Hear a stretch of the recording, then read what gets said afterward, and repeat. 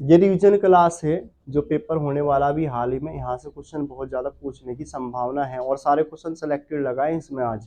ठीक है, तो ध्यान रखना जिसका कनिक सहायक का है। एक तो यही क्वेश्चन पूछा कई बार जाता है कि मसूरी मैंडले, ठीक है, मसूरी मैंडले के लेखक कौन है? गणेश शैली। ठीक है, द बॉय फ्रॉम लंबाटा, एस्थापा की रचना है ये। और अगर बात करें हिमालय टर्वल्स, जोध सिंह नेगी, ये किसकी हो जाती है? जोध सिंह नेगी। हिमालय ट्रेवल्स के लेखक हो जाते हैं जोध सिंह नेगी। अगर गढ़वाल एशियंट, ये किसकी है? तो पातीराम। वेरी वेरी इंपॉर्टेंट है, अगर पूछ ले यहाँ पे हमसे कि गढ़वाल एशियंट के लेखक कौन हो जाते तो पातीराम। और British Kumaon Garhwal R S Tolia, R S Tolia. तो मसूरी मैंडले के कौन हो जाते हैं? गणेश शैली है। अगर द बॉय फ्रॉम लंबाटा एस्थापा की है। और इसके अलावा हिमालय ट्रेवल्स जोध सिंह नेगी है। और गढ़वाल एशियंट के पातीराम है। और British Kumaon Garhwal R S Tolia, R S Tolia. इसके अलावा एक क्वेश्चन पूछा गया था, 52 गढ़ों का विजेता अजय पाल को कहा जाता है और कौन से नंबर का शासक है? 37वां। इसे 52 गढ़ों का विजेता कहा जाता है, गढ़वाल का एकीकरण करने वाला कहा जाता है, गढ़वाल का बिस्मार्क कहा जाता है, किसे? अजय पाल। बता सकते हो इसने पहली राजधानी किसे बनाया था अपनी? यानी अजय पाल की पहली जो राजधानी थी देवलगढ़, और देवलगढ़ को कब बनाया था इसने? 1512, 1512। और दूसरी राजधानी श्रीनगर, दूसरी राजधानी श्रीनगर। और श्रीनगर को कब बनाया? 1517 में। ठीक है, और एक क्वेश्चन और पूछा जाता है कि जो अजय पाल हुआ, इस अजय पाल की कुल देवी पूछी जाती है तो हम कहते हैं राज राजेश्वरी। कौन सी थी? राज राजेश्वरी। तो यहाँ पे ध्यान रखना, अगर 52 गढ़ों का विजेता किसे कहा जाता? अजय पाल। 52 गढ़ों का विजेता अजय पाल। एक क्वेश्चन ये पूछा जाता है, टिहरी प्रजा मंडल की स्थापना कब होती है? 23 जनवरी 1939, 23 जनवरी 1939 में होगी। और ये स्थापना कहाँ होती है? देहरादून। ये स्थापना कहाँ हुई थी? देहरादून। ये भी ध्यान रखना, अगर टिहरी प्रजा मंडल की स्थापना कहाँ हुई थी? देहरादून हुई थी। और किसने करी थी? श्रीदेव सुमन के द्वारा। और कुछ अन्य व्यक्ति भी इसमें शामिल थे। एक हम पढ़ते हैं गढ़ सेवा संघ, गढ़ सेवा संघ की स्थापना कहाँ होती है? तो ध्यान रखना दिल्ली में होगी। और कब होगी? 1938, जिसका बाद में नाम क्या कर दिया जाता है? हिमालय सेवा संघ, हिमालय सेवा संघ। एक क्वेश्चन ये भी पूछा जाता है कि श्री देव सुमन जो हुए, उनकी पत्नी का नाम क्या था? उनकी पत्नी का नाम था विनय लक्ष्मी। एक क्वेश्चन ये भी पूछा जाता है कि श्रीदेव सुमन की मृत्यु कितने दिन की भूख हड़ताल के कारण हुई? 84। और कब हुई थी? 1944, 25 मई 1944 में किसकी मृत्यु हो जाती है? श्रीदेव सुमन। इनके द्वारा एक नारा भी दिया जाता है कि तुम मुझे तोड़ सकते हो, मोड़ नहीं सकते। नारा किसने दिया था? श्रीदेव सुमन। एक क्वेश्चन ये भी पूछा जाता है कि अगर पूछ लिया जाए जिस समय श्रीदेव सुमन की मृत्यु होती है 84 दिन की भूख हड़ताल के कारण, उस समय टिहरी का राजा कौन था? नरेंद्र शाह। क्या नरेंद्र शाह यहाँ मौजूद थे इस समय? वो कहाँ गए थे? यूरोप की यात्रा पे। कहाँ गए थे? यूरोप की यात्रा पे। क्लियर हो गया? आगे चले। गुरु राम राय को आश्रय दिया था कितने? फतेहपति शाह ने। किसने दिया? फतेहपति शाह। अगर पूछ ले गुरु राम राय को फतेहपति शाह ने कितने गांव दान करे थे? 3। कौन कौन से? हाँ, एक तो खुड़बुड़ा था, दूसरा चामासारी और तीसरा राजपुर। ये कितने गांव दान करे? 3। लेकिन अगर बात करें यहाँ पे अपने नाम से, अपने नाम से शहर बसाने वाला पहला टिहरी का राजा कौन था? तो हम कहेंगे प्रताप शाह। और इन्होंने किस कौन से नगर की स्थापना करी थी? प्रताप नगर। तो प्रताप नगर की स्थापना करने वाला कौन था? प्रताप शाह। शाह की उपाधि कई बार पूछी गई, Balbhadra Shah. Very very important कि शाह की उपाधि धारण करने वाला पहला पवार शासक कौन था? बलभद्र शाह। टिहरी के अंदर अंग्रेजी शिक्षा की शुरुआत की प्रताप शाह ने। किसने कर दी? Pratap Shah. Very very important. इसके बाद जहांगीर ने किस पवार शासक को हाथी और घोड़े उपहार दिए थे? किसे दिए थे? श्याम शाह। और श्याम शाह एक ऐसा शासक कहा जाता है जिसके कोई भी संतान नहीं थी, लेकिन पत्नियां कितनी थी? 60। कितनी पत्नियां थी? 60। विलासी राजा भी कहा जाता है इसे, लेकिन संतान एक नहीं थी। रानियां कितनी थी? 60। और नदी में कौन सी में डूब के मर गया? अलकनंदा। पूछ लेगा श्याम शाह की मृत्यु कौन सी नदी में डूबकर हुई?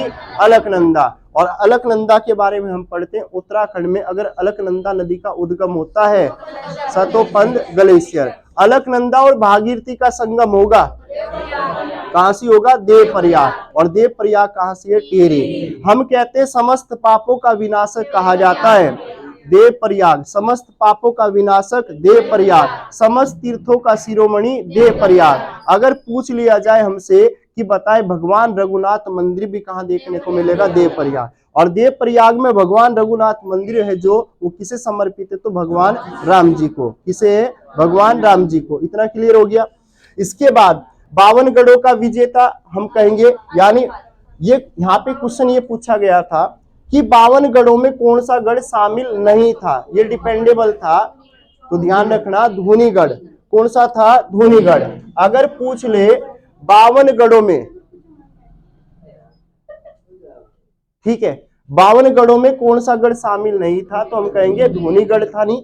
और इसमें ध्यान रखना डिपेंडेबल था भाई ऑप्शन पे, और पेपर में पूछा गया है।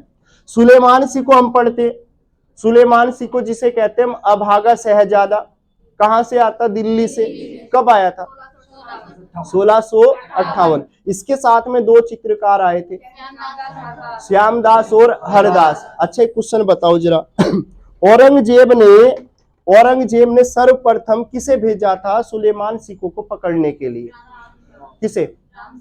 राम सिंह। राम सिंह आया। राम सिंह ने तो क्या किया था? इसे सौंप दिया था, ठीक है। जय सिंह, पहली बार कौन आएगा? जय सिंह आएगा। जय सिंह को ये नहीं मिलता, लेकिन फिर कौन आता है? उसका पुत्र, जिसका नाम क्या होगा? राम सिंह। अब 2 क्वेश्चन पूछे जाएंगे, सर्वप्रथम औरंगजेब ने किसे भेजा, तो हम कहेंगे जय सिंह।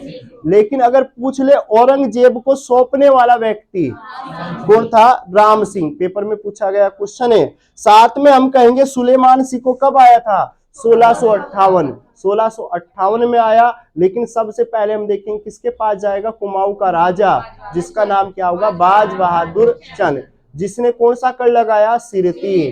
कौन सा कर लगाया? सिरती। साथ में जजिया कर भी लगाया, नमक पे कर भी लगाया। किसने लगाया था? बाज बहादुर चंद। इसके बचपन का नाम था बाजा। क्या बोलते हैं इसे? बाजा। बजता रहता था ये। अजय पाल का महल, very very important, Ajay Pal का महल किस भूकंप में टूट जाता है, तो हम कहेंगे 1803। 1 सितंबर 1803 सबसे खतरनाक भूकंप कहा जाता है उत्तराखंड का। 8 से 9 रिएक्टर का भूकंप था, जिसमें हम कहते हैं मोलाराम की चित्रशाला वो भी ढह जाती है। एक क्वेश्चन ये भी पूछा जाता है कि मोलाराम की चित्रशाला कहाँ थी? श्रीनगर। अगर पूछ ले मोलाराम का संबंध किस चित्रकारी से है, तो ध्यान रखना गढ़वाली। किससे है? गढ़वाली। एक हम पढ़ते हैं चेतू और मानकू, किसके चित्रकार थे? एक क्वेश्चन ये भी पूछा जाता है कि 13 चित्रों की रुक्मणी हरणमाला का चित्रांकन चेतू, और एक आंख मिचोली मानकू। एक और पढ़ते हैं, वो कौन सा चित्र है जो प्रद्युमन शाह और उसकी रानी का है? दंपत्ति। तो दंपत्ति चित्र का चित्रांकन भी किसने किया था? मोलाराम। किसने किया? मोलाराम। और मोलाराम की चित्रशाला कहाँ थी? श्रीनगर। कौन से भूकंप में चली गई? 1803। ये वही 1803 का भूकंप है जिसमें प्रद्युमन शाह की आर्थिक स्थिति बिगड़ जाती है, पैसा खत्म हो जाता है, ठीक है। और यहाँ पे इसी दौरान हम देखेंगे कौन आक्रमण कर देते हैं? गोरखा। बताओ जरा, फिर गोरखाओं ने कुमाऊं पर कब आक्रमण कर दिया? 1700। कुमाऊं का पहला अगर पूछ ले सूबा कौन बना था? जोगामल शाह। अगर पूछ ले वो कौन सा सूबा हुआ जिसके समय में मंगल की रात घटना हुई? कौन था? काजी नरसाई। वो कौन सा सूबा हुआ जो कहता है कि ब्राह्मणों पर कुसाई कर लगना चाहिए? बमशाह। कौन था? बमशाह चौतरिया। गढ़वाल का पहला सूबा कौन बना था? अमर सिंह थापा। बताओ जरा, नेपाल का एकीकरण करने वाला कौन था? पृथ्वी नारायण शाह। और पृथ्वी नारायण शाह के पुत्र का नाम क्या था? सिंह प्रताप। सिंह प्रताप की अगर मैं बात करूं, उसके पुत्र का नाम था क्या नाम था? रण बहादुर क्या नाम था? रण बहादुर शाह। अगर हम पढ़े कि बताएं, अगर पूछ ले जिस समय गोरखाओं ने गढ़वाल पर पहला आक्रमण किया, तो उस समय अगर नेपाल का राजा कौन था? तो रण बहादुर शाह। लेकिन 1803 में हम देखेंगे गीवाण विक्रम शाह था। कौन था? गीवाण विक्रम शाह। खुड़बुड़ा का युद्ध हम पढ़ते हैं 14 मई कहां से हुआ था? कौन शहीद हुए? प्रद्युमन शाह। एक हम पढ़ते हैं लंगूरगढ़ की संधि, बताओ। हाँ जी, 1791-92 किसके बीच हुई थी? प्रद्युमन शाह और गोरखाओं के। और प्रद्युमन शाह कितने रुपए देगा? 25,000 रुपए। किसे देगा? गोरखाओं को। समझ में आ गया इतना? आगे चले। चेतु और माणकू किसके चित्रकार हैं? सुदर्शन शाह। किसके हैं? सुदर्शन शाह। भंगाणी का युद्ध वेरी वेरी इंपोर्टेंट। हाँ जी, बताओ जी कब हुआ था? नहीं जी, सही कह रही हूँ। ठीक है, 1688। ठीक है, 1688। तो ध्यान रखना, वेरी वेरी इंपोर्टेंट है। अगर पूछ ले भंगाणी का युद्ध, बातें मत करना, नाम ही लूंगा, पापा का नाम सही ध्यान रखना जरा। ठीक है, अब फिर खड़े करके सवाल भी पूछूंगा। समझ में आ गया? सवाल भी पूछूंगा। क्लास रिकॉर्डिंग पे एडिटिंग आज तक मैंने करी नहीं और ना करूंगा कभी। ठीक है, हाँ जी, समझ में आ गई बात। तो भंगाणी का युद्ध की अगर मैं बात करूं, किसके बीच हुआ? फतेह शाह और गुरु गोविंद सिंह के बीच। ठीक है, अगर बात करें, यहाँ पे क्वेश्चन पूछा जाता है अल्मोड़ा में डिबेटिंग क्लब, बार बार क्वेश्चन रिपीटिंग पे रहता है ये, अल्मोड़ा में डिबेटिंग क्लब। अब देखो, कहते हैं कि पेपर बहुत हार्ड आता है, पेपर तो नॉर्मल आता है। सबसे बड़ी दिक्कत क्या होती है? टाइमिंग, क्योंकि उसमें मैचिंग जो करनी होती है ना, मेन चीज वो है। क्वेश्चन तो यही मिलते हैं ना, मैच ही तो करवाना होता है। समझ रहे बात? और भाई देखो, जो नए क्वेश्चन है वो तो सबके लिए बराबर होते हैं, उसमें तो हम कुछ कह नहीं सकते। भाई आयोग बुक में से नहीं, कहीं से भी उठा के कुछ भी रख देता है। ठीक है, वो इसलिए ऐसा इसलिए करता है ताकि मेरिट को ऊपर नीचे किया जा सके। पहले मेरिट कितने पे जाती थी? कहीं 98 पे लगती थी, कहीं 97 पे लगती थी। अब मेरिट का लेवल वहीं आ गया, 70-80 के बीच में आगे नहीं आ गया। क्यों आया? क्योंकि पेपर का उसने क्या पैटर्न पूरा बदल दिया। और उसी तरह से हमें क्या करनी चाहिए? प्रैक्टिस करनी चाहिए। समझ में आ गई बात? आगे चले। और इस बार का जो पेपर बनेगा, जो मंडे में पेपर बनेगा, पूरा एक्यूरेट उसी तरह से उसे डिजाइन करूंगा। ठीक है, यानी उसमें 40 का उत्तराखंड रखूंगा। ठीक है, और हिंदी 20 की रहेगी, लेवल भी वही रहेगा, जो पेपर का मैचिंग वाले क्वेश्चन भी दूंगा। ऐसा नहीं कि इधर उधर से कुछ भी रख दिया। नॉर्मल ना, तो नॉर्मल रहेगा ना हार्ड रहेगा, बिल्कुल लेवल का रखूंगा। ठीक है, आगे चले। अल्मोड़ा में डिबेटिंग क्लब कई बार पूछा गया, देखा भी होगा तुमने, कब हुई थी? तो 1870। अगर गढ़वाल में, अब देखो अल्मोड़ा की बात कर, अगर कहता है कुमाऊं के अंदर, कुमाऊं, कुमाऊं अर्थात यहाँ पे कुमाऊं किस में आता है? यानी सॉरी उल्टा हो गया, यानी अल्मोड़ा किस में आता है? कुमाऊं में आता है। तो पूछ लेगा अल्मोड़ा के अंदर डिबेटिंग क्लब की स्थापना कब हुई थी? 1870। लेकिन गढ़वाल की अगर बात करें, गढ़वाल में 1885। दोनों चीज अलग है, ध्यान रखना। कुमाऊं के अंदर 1870 और गढ़वाल के अंदर 1885। अल्मोड़ा अखबार की अगर मैं बात करूं 1871। अगर पूछ ले अल्मोड़ा अखबार कहां से निकला था? हाँ जी, हाँ, कहाँ से प्रकाशित? तो देहरादून की बता रहे। ठीक है, हमने पढ़ा था इसमें अल्मोड़ा एक अखबार का प्रकाशन कब होता है? तो 1871। हम इसके देखते पहले संपादक, जिनका नाम क्या था? बुद्धि वल्लभ पंत। क्या नाम था? बुद्धि वल्लभ। दूसरे बताइए जरा। सदानंद। हाँ, सुनो, पहले नंबर पे कौन आते? सुनना जरा, पहले नंबर पे आते हैं बुद्धि वल्लभ पंत। पहले नंबर पे बुद्धि वल्लभ पंत, दूसरे नंबर पे मुंशी मुंशी इम्तियाज अली, और तीसरा जीवानंद, और चौथे नंबर पे सदानंद। सदानंद सनवाल हो जाते हैं। पांचवे पे विष्णुदत्त जोशी, और छठे नंबर पे बद्रीदत्त पांडे। यहां से क्वेश्चन क्या पूछा जाता है? ध्यान रखना जरा, 4 ऑप्शन दे देगा, इनमें कौन नहीं था, इनमें कौन नहीं था। और ध्यान रखना, अगर पूछ ले अल्मोड़ा समाचार पत्र के जो अंतिम संपादक हम कहेंगे बद्रीदत्त पांडे। बद्रीदत्त पांडे। अगर पूछ लिया जाए बद्रीदत्त पांडे थे तो यहाँ पे अगर पूछ ले ये बद्रीदत्त पांडे इससे कब जुड़ते हैं तो हम 1913, लेकिन वर्ष 1918 में आते आते इस पे क्या लगा देते हैं, रोक लगा दी जाती। चलो अच्छा, पर फिर बताओ अगर अल्मोड़ा अखबार का रजिस्ट्रेशन नंबर कितना था।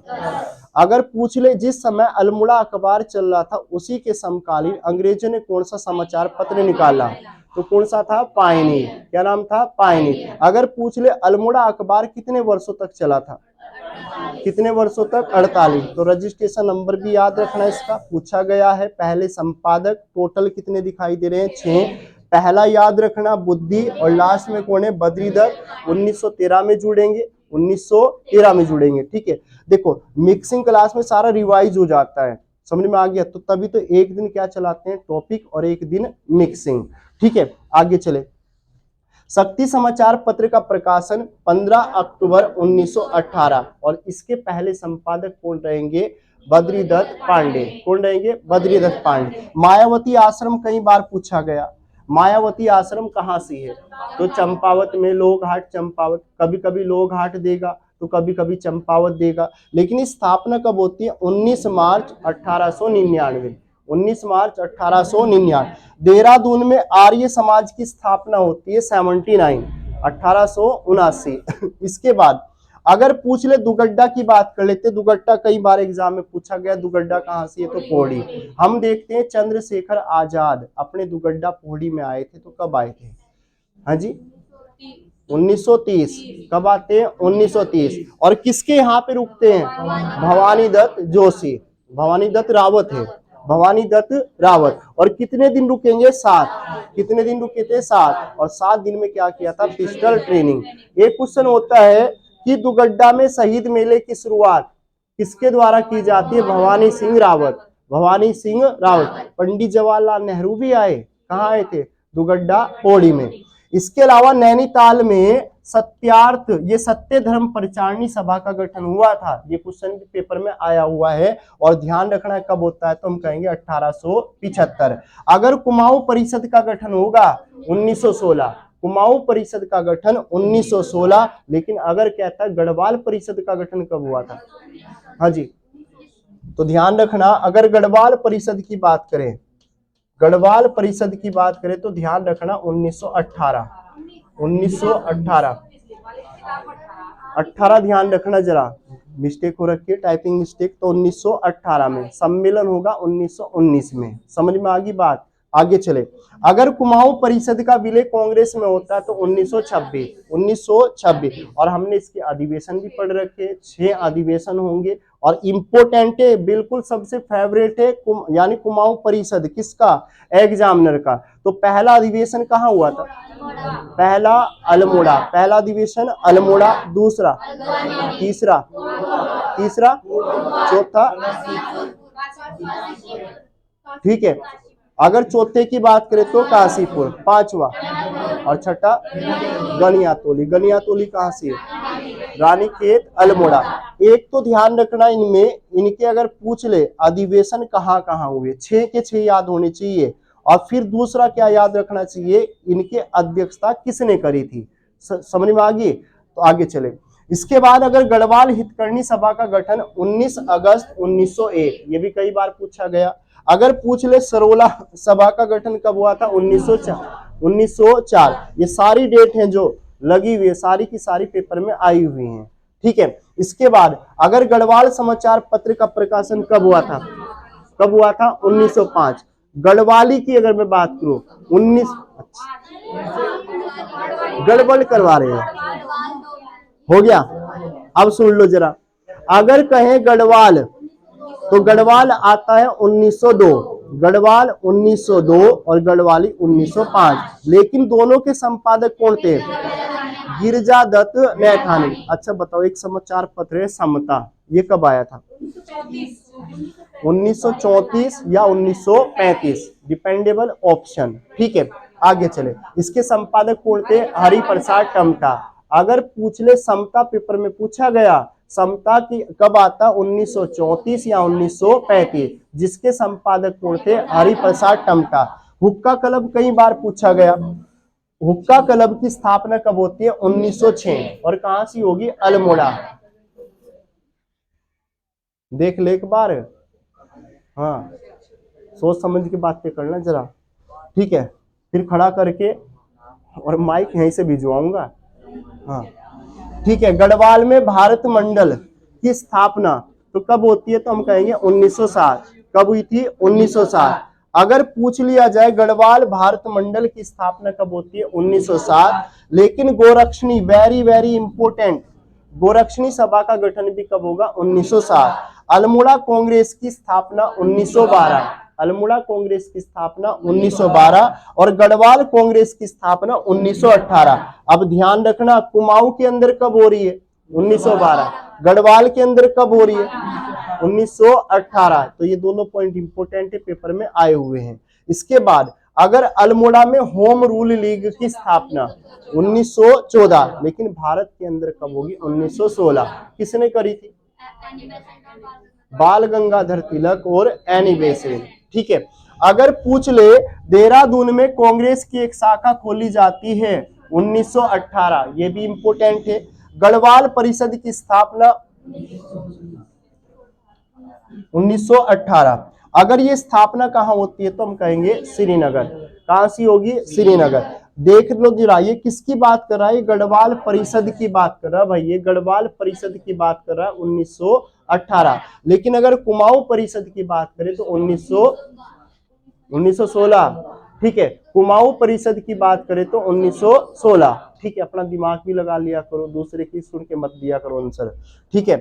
तो यहाँ पे ध्यान रखना, कहाँ हुई? श्रीनगर। और इसका पहला सम्मेलन हम देखेंगे श्रीनगर में होगा, 1919 में होगा। लेकिन अगर अधिवेशन की मैं बात करूं, अधिवेशन की बात करूं तो 1920। और कहां हुआ था? कोटद्वार। याद रखना, अगर पूछ लिया जाए कि कुमाऊं परिषद की अगर स्थापना हम कहते हैं तो कब होती है? 1916।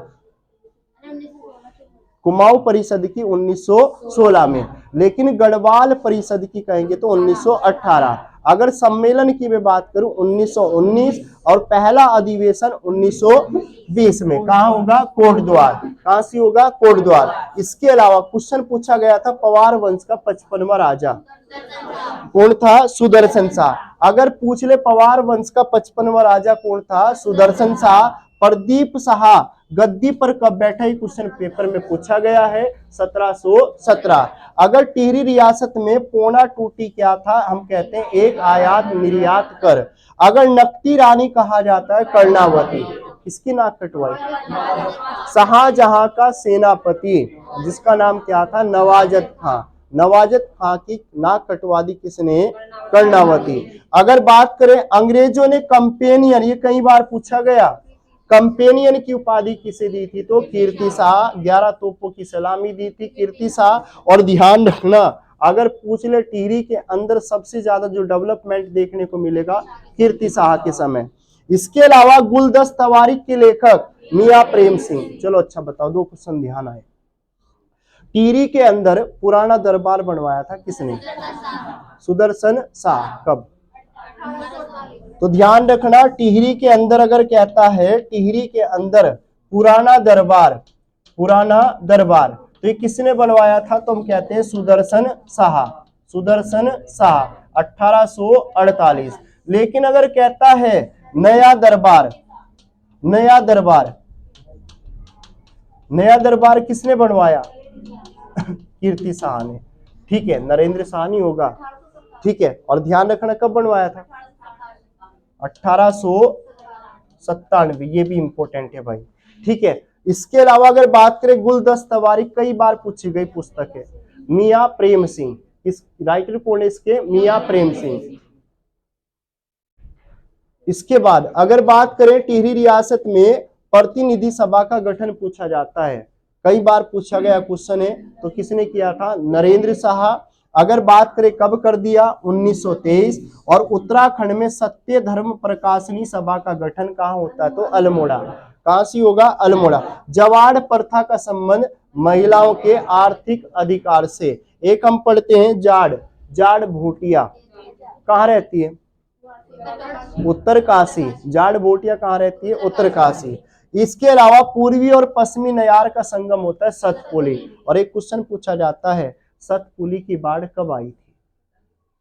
सतपुली की बाढ़ कब आई थी? तो ध्यान रखना 1951। कब आई थी ये? 1951।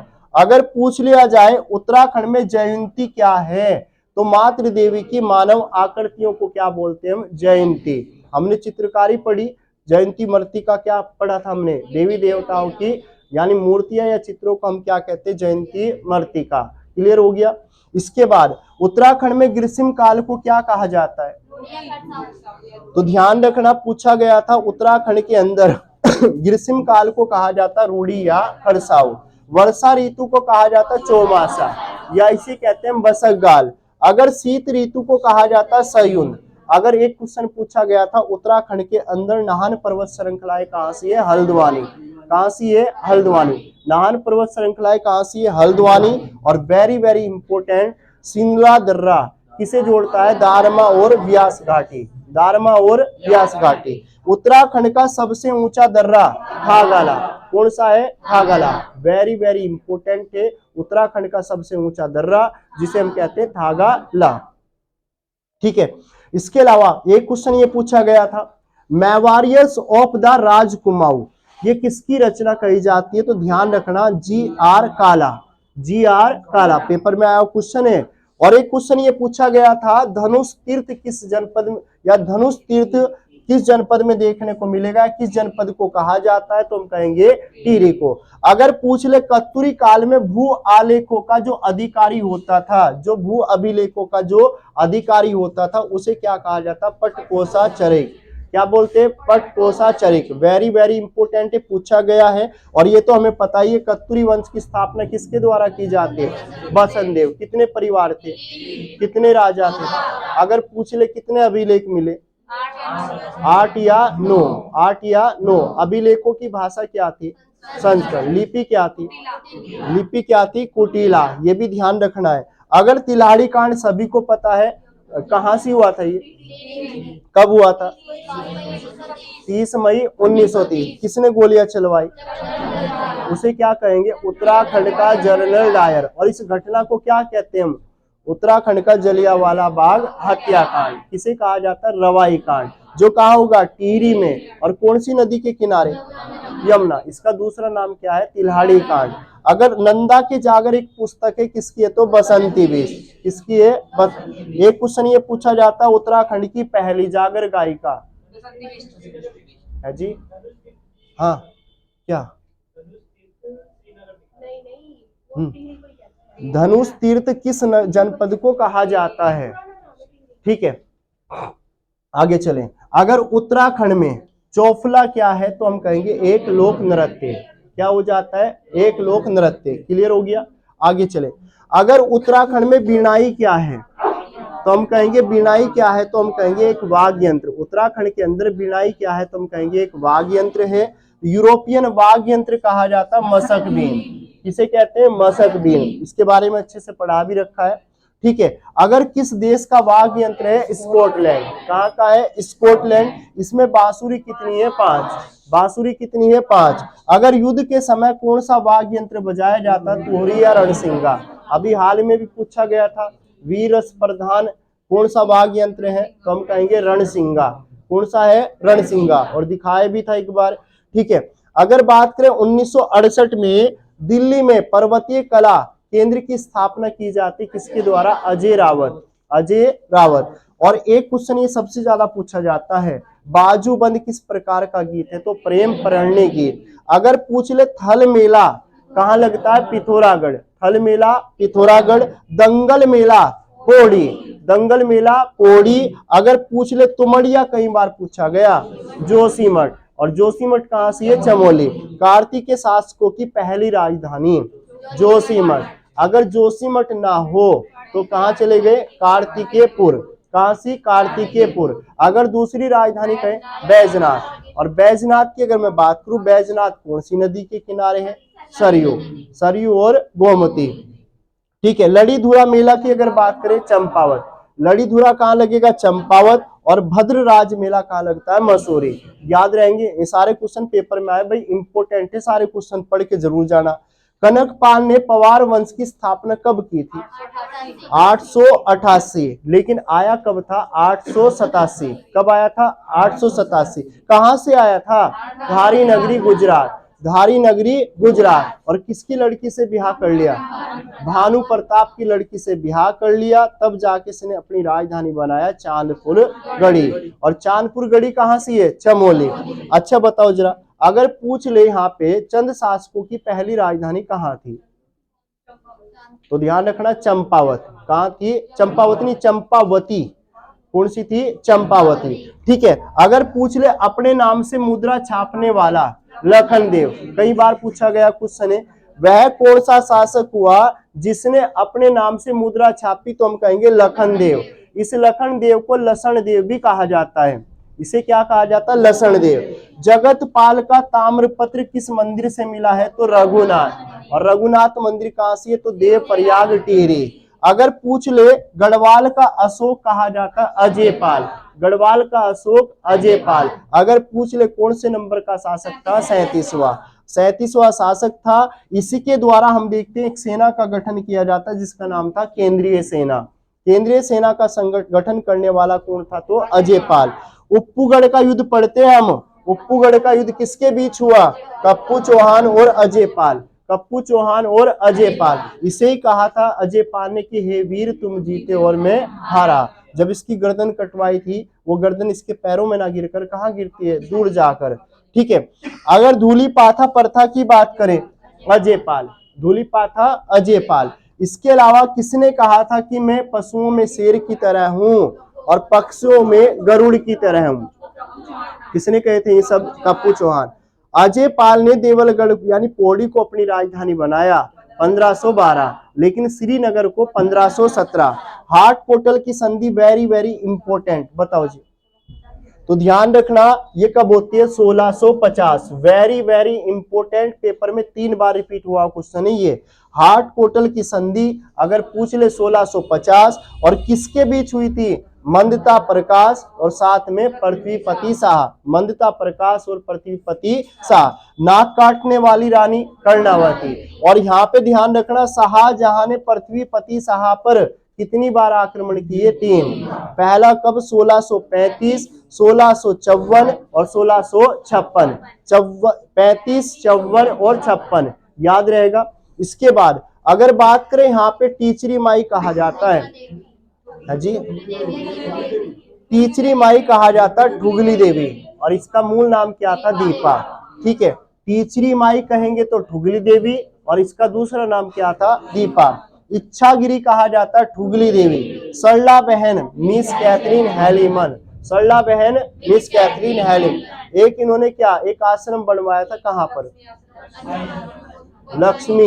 लक्ष्मी आश्रम कहां से? कोसानी। और कोसानी कहां से? बागेश्वर। कोसानी कहां से? बागेश्वर। अगर पूछ ले यहाँ पे हमसे गांधी जी ने अनासक्ति योग टीका लिखी, कोसानी।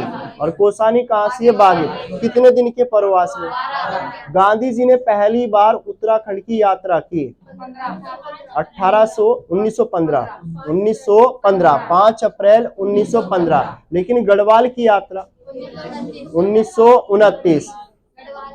सुनो, कुमाऊं की कहता तो 1929, लेकिन अगर गढ़वाल या अपने उत्तराखंड हम कहेंगे तो 1915। पहली बार कहा है? हरिद्वार। अगर पूछ ले देहरादून की यात्रा 1916। ये भी ध्यान रखना। गढ़वाल का महाराणा प्रताप कप्पू चौहान। किसे कहते हैं? कप्पू चौहान। गढ़वाल की झांसी की रानी तीलूराम रतौली। किसे कहेंगे? तीलूराम। और नाक काटने वाली रानी कर्णावती। इसके अलावा पृथ्वी नारायण शाह के पुत्र का नाम क्या था? ये पृथ्वी नारायण शाह कहाँ का राजा था? और नेपाल में हम देखते कितनी रियासतें थी? 24 रियासतों को नाम क्या दिया? क्या नाम दिया? 24। अगर पूछ ले यहाँ पे हमसे कि नेपाल के जो लोग थे, हम कहते हैं यहाँ पे अपने उत्तराखंड में गोरखाओं ने शासन किया, उनकी भाषा क्या थी? भाषा क्या थी? खसपुरा। लेकिन शासन को क्या कहते हैं? गोरखियानी। क्या बोलते हैं? गोरखियानी। अगर इनका मुख्य हथियार क्या था? क्या था? कुकरी। और कुकरी कहाँ बनता था? डोटी नेपाल में। इतना याद रखना है। अगर पृथ्वी नारायण शाह के पुत्र का नाम क्या था? सिंह प्रताप, और सिंह प्रताप के पुत्र का नाम रण बहादुर शाह। अगर रण बहादुर शाह की संरक्षिका, ये भी इंपोर्टेंट, ये पूछा गया, कुमाऊं पर प्रथम गोरखा आक्रमण 1790 कब हुआ? 1790। और जब ये आक्रमण हुआ था तो इस युद्ध को नाम दिया गया हवाला बाग का युद्ध। कब हुआ था? 1790। कौन मारा गया इसमें? महेंद्र चंद, यानी चंदों का अंतिम जो राजा कहा जाता महेंद्र चंद। कौन से युद्ध में मारा गया? हवाला बाग। और हवाला बाग का युद्ध 1790 कब होता है? 1790। अगर इसमें गोरखाओं का नेतृत्व किया था हस्तिदल चौतरिया, अमर सिंह थापा। लेकिन अगर पूछ ले गोरखाओं को उत्तराखंड पर आक्रमण करने का निमंत्रण देने वाला हर्षदेव जोशी, जिसे कहा जाता कुमाऊं का विभीषण, कुमाऊं का विभीषण, और साथ में क्या कहेंगे? चाणक्य, उत्तराखंड का चाणक्य। ठीक है। इसके अलावा इस समय अगर पूछ ले कुमाऊं का राजा कौन था तो महेंद्र चंद, और कुमाऊं का पहला सूबा जोगामल शाह, जोगामल शाह। अगर इस समय नेपाल का राजा कौन था? रण बहादुर शाह। और जिस समय खुड़बुड़ा का युद्ध होगा तो हम कहेंगे गीवाण विक्रम शाह, गीवाण विक्रम शाह। लेकिन ध्यान रखना 1791 में अगर युद्ध करेंगे ये तो हम कहेंगे कौन होगा? रण बहादुर शाह। कौन होगा? रण बहादुर। अंतिम समय में साधु बन जाता है रण बहादुर शाह। कौन बनेगा? रण बहादुर शाह। गोरखाओं ने गढ़वाल पर कब आक्रमण कर दिया? 1791। और संधि कौन सी लड़ी गई? संधि कौन सी हुई? लंगूरगढ़ की। किसके बीच हुई? परदुमन शाह और गोरखाओं के। इसमें परदुमन शाह गोरखाओं को कितने रुपए देंगे? 25,000 रुपए वार्षिक, 25,000 रुपए वार्षिक। इसके अलावा गणेश की मोर पीठ पर सवार मूर्ति, बताओ। अगर कहता है गणेश जी की मोर पीठ पर सवार मूर्ति कहां से? लाखा मंडल। और लाखा मंडल कहां से? तो देहरादून। लाखों मूर्तियों का भंडार गृह लाखा मंडल। अगर पूछ ले राजकुमारी ईश्वरा देवी का अभिलेख, लाखा मंडल। अगर पूछ ले राजकुमारी ईश्वरा देवी के अभिलेख में किसका वर्णन मिलता है, किस वंश का वर्णन मिलता है, तो यदुवंश। किसका मिलेगा? यदुवंश। यदुवंश हम कहेंगे यादव वंश। ठीक है। अगर पूछ ले गणेश जी की नृत्य करती हुई मूर्ति कहां से? जोशीमठ। कार्तिकेय की मोर पीठ पर सवार कहां से? जोशीमठ। गौरी प्रतिमा कहां से? लाखा मंडल। कहां से? लाखा मंडल। ब्रह्मा की मूर्ति कहां से? द्वारहाट। और द्वारहाट कहां से? अल्मोड़ा। किस मंदिर से मिली? रतन देव। अगर पूछ लिया जाए ब्राह्मणों पर कुसाई कर लगाया, बमशाह चौतरिया। मोला राम ने दानवीर कर्ण की उपाधि दी थी रणजोर सिंह थापा। किसे दी? रणजोर सिंह थापा। अगर पूछ ले किसानों को तकवी ऋण देने की प्रथा शुरू की, हस्तिदल चौतरिया। उत्तराखंड में गोरखा शासन को क्या कहा गया? गोरख्याली। लेकिन ध्यान रखना कुमाऊं पर गोरखाओं ने कितने वर्षों राज किया? कितने वर्ष? 25। और गढ़वाल पर कितने वर्षों तक? 10.5 या 11, 10.5 या 11। ये लगभग हमारे आज 140 क्वेश्चन थे, और यहाँ से सारे क्वेश्चन बिल्कुल क्या थे? सिलेक्टेड। और जितनी भी यूट्यूब पे क्लास पढ़ी ने 8 की 8, ये बिल्कुल अच्छे से कवर करके जाना, जिसका एसआई का एग्जाम में बिल्कुल यहाँ से क्वेश्चन मिलने वाले हैं। ठीक है, इतना ही है इसमें।